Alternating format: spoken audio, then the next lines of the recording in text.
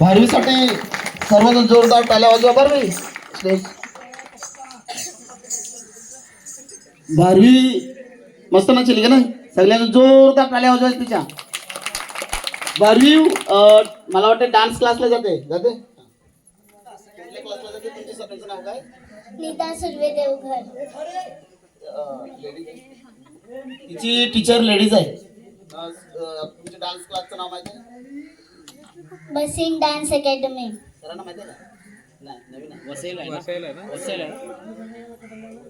आणि एक विचारायचं राहिलं, हा डान्स कुठला होता?